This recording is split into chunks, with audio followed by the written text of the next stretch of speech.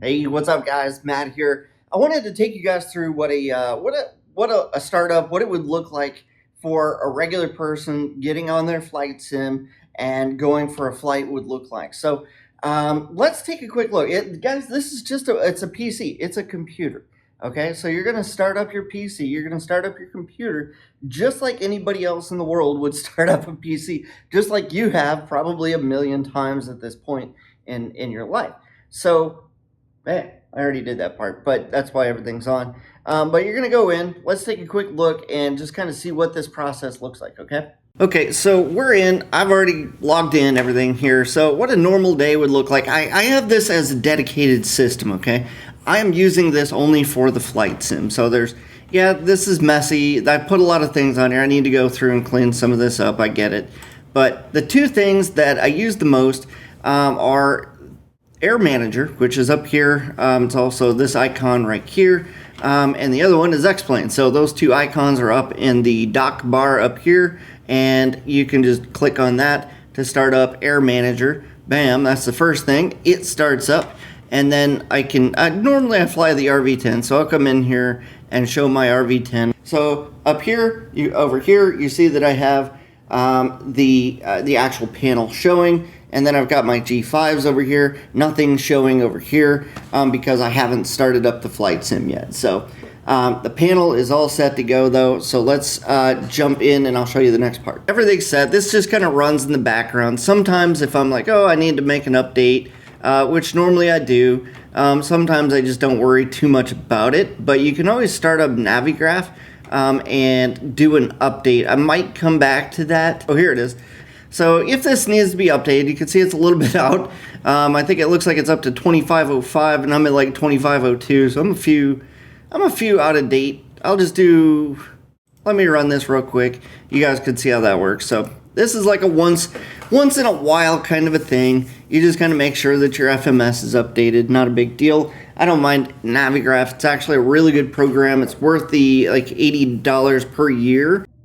Okay, now I'm just bored waiting for this thing to update. I probably shouldn't have done that, but whatever. It is what it is. So we're going to get this thing fired up. I'll come back to you guys in just a minute, and we'll fire this up. Basically, from here, you just fire up whatever your favorite flight sim is. We're going to do X-Plane 11 today because I like X-Plane 11 better still. All right. Okay, we finally got this thing fired up. We got our Navigraph updates. The FMS is updated, and definitely do that every now and then. So what we're going to do now, once that's done, you can exit that out. You should be good. And what we're going to do, we're going to come over here. We can start up X-Plane with the shortcut or up here in the taskbar. So I'm just going to hit that. We're going to fire up X-Plane 11. You can do X-Plane 11, X-Plane 12. You can do any of the Microsoft flight simulators that are compatible with Air Manager, and that should fire everything up for you. So we're going to go through that process right now. Okay, so once you're fired up, you can go into a new flight. Now you have your main screen. If you want to go into a flight, if you want to use, MetaQuest or some type of VR, you'll need to have that plugged in, and you'll need to have your VR program running in the background. So MetaQuest Link, so that's the app right there. You'll want to have that running in the background if you're going to use any type of VR equipment, okay? In fact, I'll fire that up even though it really doesn't matter. It probably needs to be updated, but that needs to be running in the background, okay? And that's really it. I don't have any VR connected, but just know that that needs to be done. So once you've done that, I can either resume the last flight.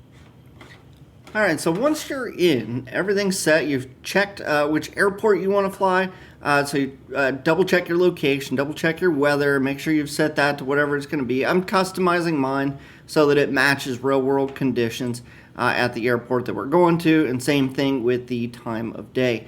Once you've set that, you can go to where you want to go and click resume flight. So as it's firing up, notice that the G5s are not up and running. But these screens here do start to come alive. Once everything's up and running, then your G5s are going to pop up.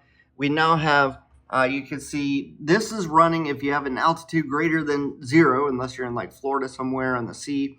But if you have actual readings starting to come up, especially if you're anywhere above sea level, it's probably working fine. Once you're in, you might have to start turning some things on. Get your avionics on. In some cases you have to click this here. I do have the physical G5s here.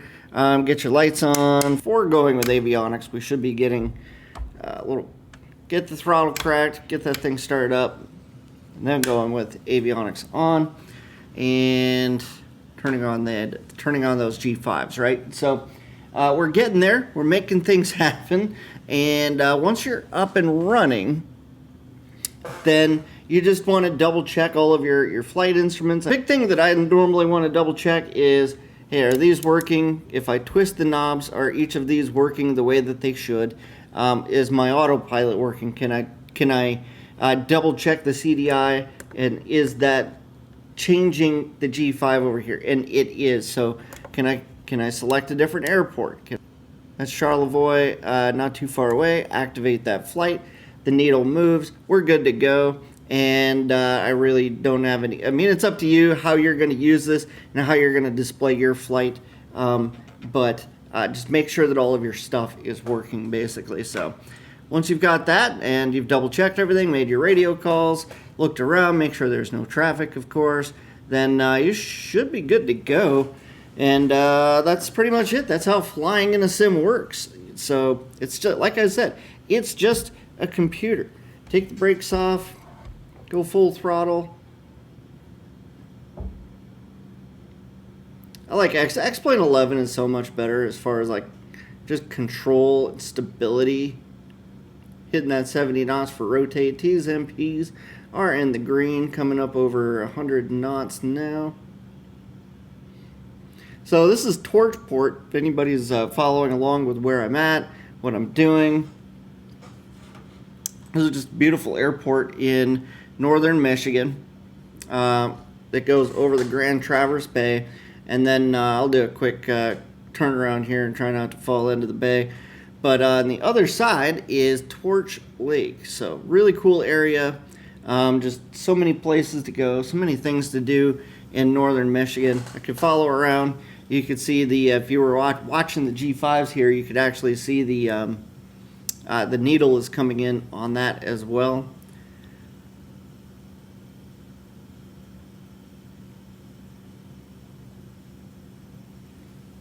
I want to put my gears up, but you can't do that with an RV10. You can still pick up some pretty amazing speeds. I'm picking up about 130, 139 true right now, and I'm in a climb, right? And so that's pretty awesome in my opinion. That's Torch Lake. That's the north side of Torch Lake, by the way. So.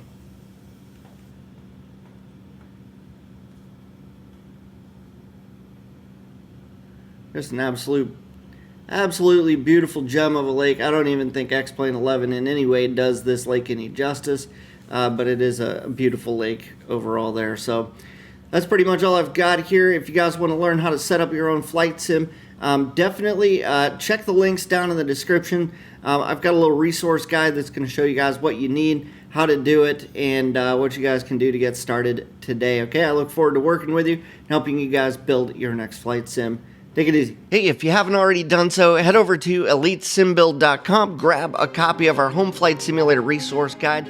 Do that thing where you click the button, give us your email address, and we will send you a copy of our simulator guides where you can get the resource list, the avionics reviews, a panel blueprint, so that way you guys can send that off to your panel guy, get all the parts and pieces that you need. You'll know exactly what software to pick up so you can get your Cessna 172 flight simulator built today.